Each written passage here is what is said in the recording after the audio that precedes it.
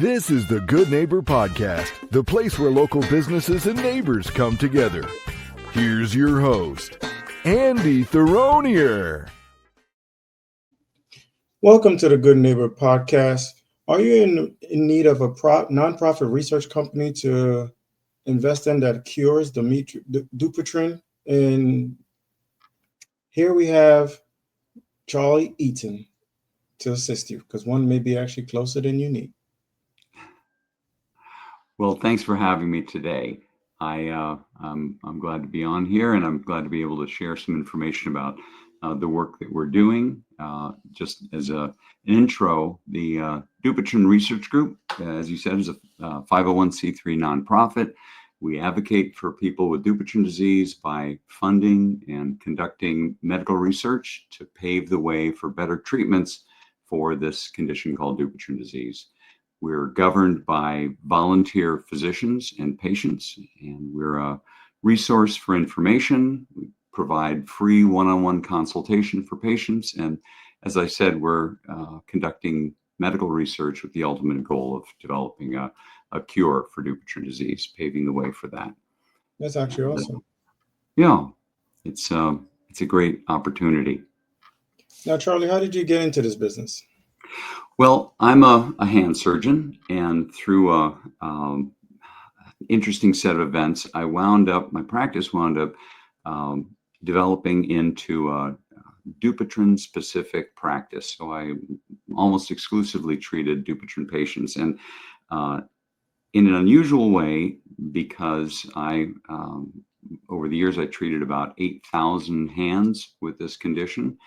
At a time when most hand surgeons might treat 100 or a couple hundred during their entire practice. So I had an unusual experience with the Dupuytren community, and in meeting and treating so many people, it really drove home to me the point that this condition is really underserved, and that we need to have better treatments for it, really from the ground up.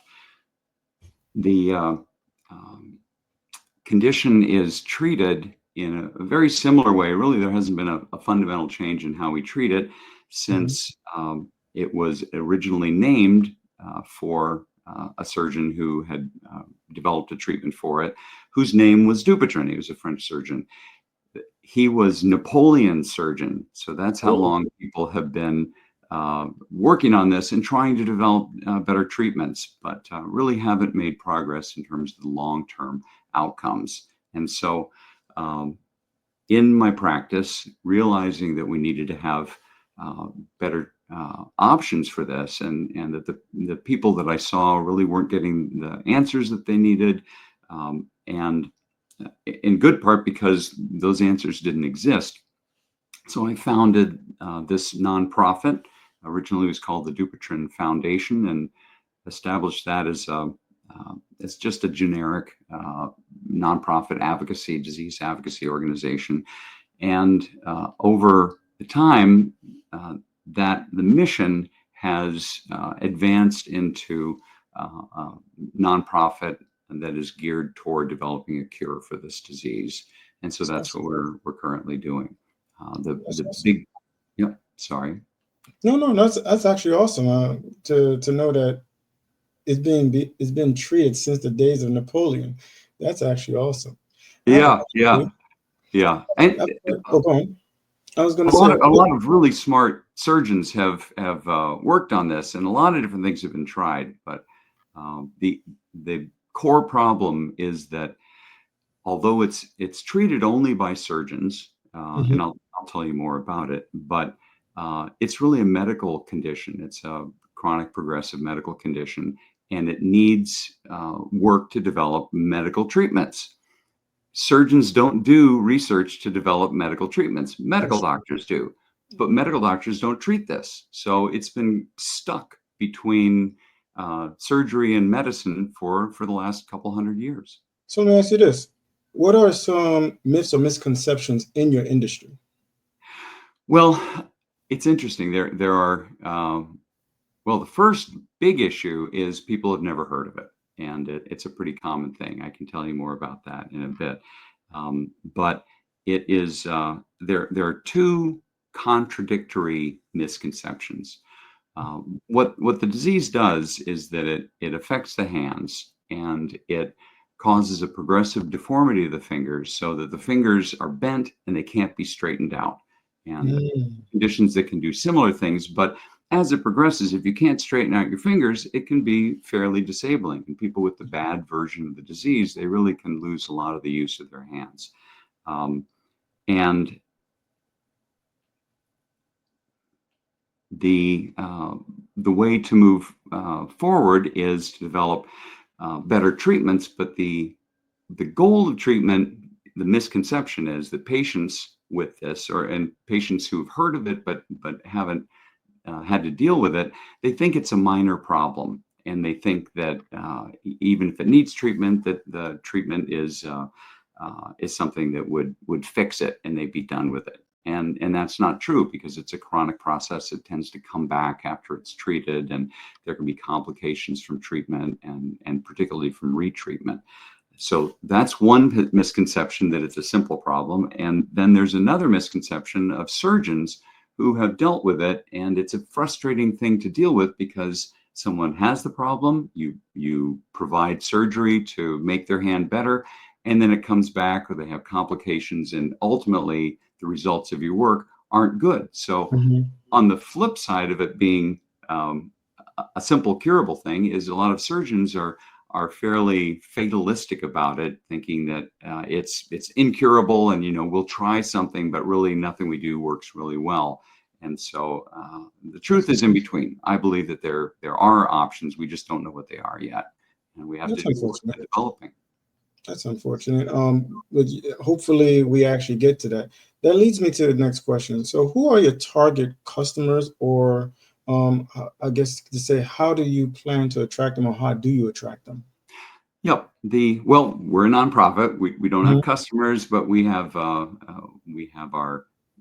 patients. Target audience. Yeah, Yes. our target audience are people with Dupuytren and their families, because it does tend to run in families. If someone has it, each one of their kids has about a 50-50 chance of developing it ultimately during their lifetime. That's high. And so it's most people who have it, it's relatively mild. So people have it. Most people who have it don't need treatment. The majority of people, a fair number of people do.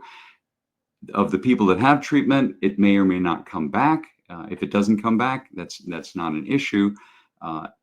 Of the people that have it, about 1 out of 10, 1 out of 20 will have kind of the bad version that gets treated, but it doesn't do well in long term. It really doesn't do well.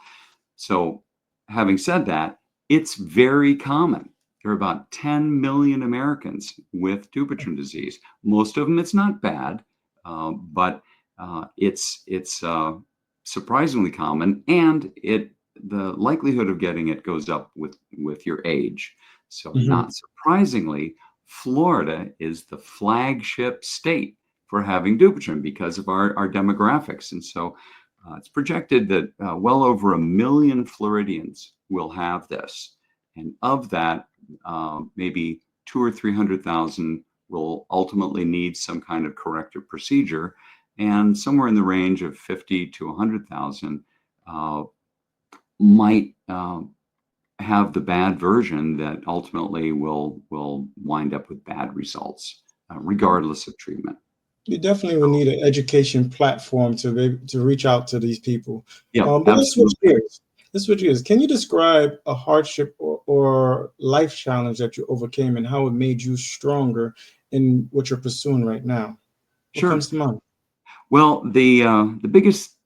one of the bigger things that I've had to deal with is that I inherited a tremor of shaky hands that has gotten worse over my life. And as a hand surgeon, I do very fine surgery, and it reached a point that I really wasn't able to keep doing what I had planned to do.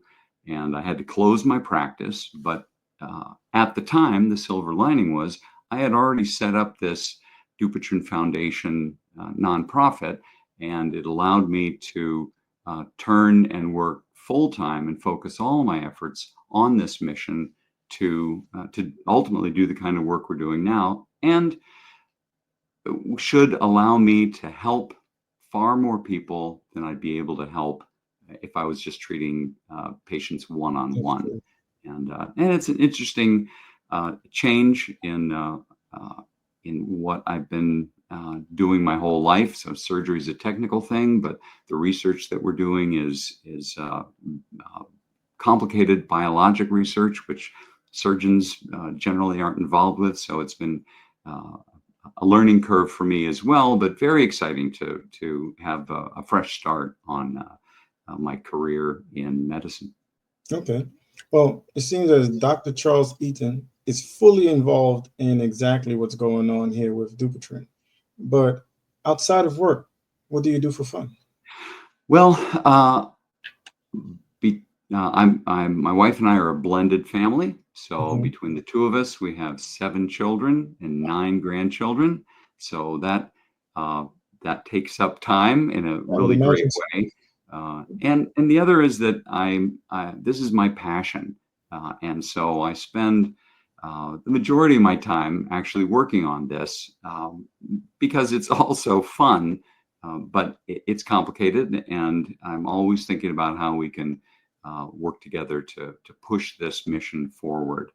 And so, and I live in Florida, so simple kinds of things. I like to swim and I like to read. Yeah. That's wonderful. All right, Charlie Eaton. Please tell our listeners on what they should learn or what they should actually remember about Dupuytren Research Group after watching this. Sure. Well, the main thing to learn and remember is that there is this condition called Dupuytren disease, and it's fairly common, and it can be a big problem. And currently, for a lot of people, it is a very big problem.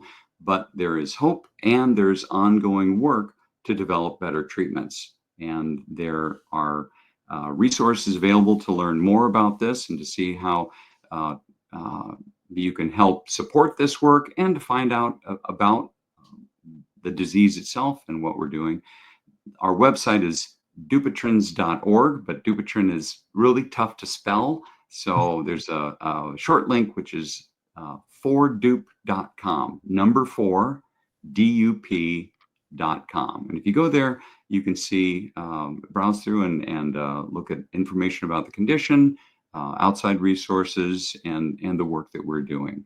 And we also provide one-on-one free consultations for people that have this condition because it's complicated and there's variation in how much information people will get from their doctor. And so it's an opportunity to learn in more depth what's going on and what options are. So that's the main thing that I'd like to get across. That's awesome. I'm glad that you actually told the listeners exactly how to actually learn more, because once they hear about this, many of them are going to have questions. They're probably going to look into it, and they may want to actually understand, hey, am I one of those 50% potentials, because some may not even know that their parents may have it. So I think it's very important that, they're able to reach out to you, and then that information still continues to spread out. Okay. But what I want to say is, Charlie, we do really appreciate you being on the show. We wish you and Dupuytren to the best actually moving forward. And of course, we're going to have a lot of people reaching out to you, because it has me actually looking to go into 4dup.com to go look into that. All right. Great.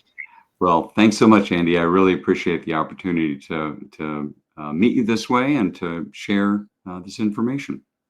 Wonderful. Great.